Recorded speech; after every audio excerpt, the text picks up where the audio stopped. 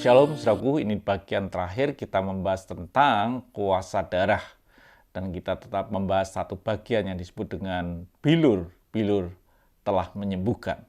Kita baca ayatnya lebih dulu di dalam 1 Petrus 2 ayat yang 24. Ia sendiri telah memikul dosa kita di dalam tubuhnya di kayu salib, supaya kita yang telah mati terhadap dosa, hidup untuk kebenaran, oleh bilur-bilurnya kamu telah disembuhkan.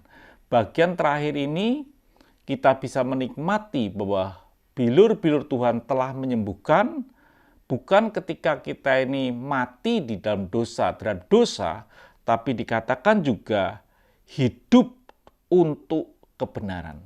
Jadi saudara kasih Tuhan, kita yang hidup untuk kebenaran, kita ini layak menikmati kuasa darah Tuhan. Di dalam bilur-bilurnya kita telah disembuhkan. Jadi apapun bentuk penyakitnya, apapun bentuk masalahnya, ketika kita ini telah mati dalam dosa dan kita telah hidup untuk kebenaran, dikatakan oleh bilur-bilurnya kamu telah disembuhkan. Jadi kita ini mesti harus hidup untuk kebenaran. Arti kebenaran bahwa hidup kita tidak ada kepalsuan. Hidup kita adalah hidup yang tulus. Hidup kita adalah hidup yang terbuka. Bukan berarti kita ini tidak bisa jatuh dalam dosa. Kita bisa jatuh dalam dosa. Tapi Allah kita setia dan adil. Kita bisa datang kepada Dia tanpa menutup-nutupi, tanpa sandiwara. Kita bisa minta ampun kepada Tuhan, dan kita boleh dibenarkan, dan kita boleh hidup di dalam kebenaran tanpa kepalsuan. Maka saudaraku yang dikasihi Tuhan, kita ini bisa menikmati kuasa darah Tuhan melalui bilur-bilurnya. Kita telah disembuhkan. Jadi saudaraku yang dikasihi Tuhan, pasti saudara tidak perlu hidup di dalam dosa. Dikatakan dalam Roma 6 ayat 11.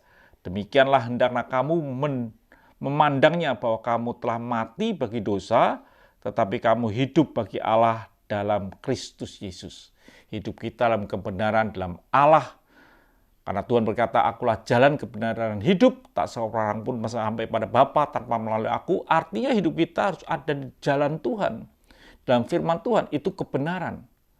Dan orang yang telah meyakini Yesus menebus dosa kita, mati di dalam dosa kita, dalam dosa kita, dan hidup untuk kebenaran, maka bilur-bilurnya telah menyembuhkan. Tuhan berkati, sampai jumpa esok pagi dengan tema yang lain. Mari kita berdoa.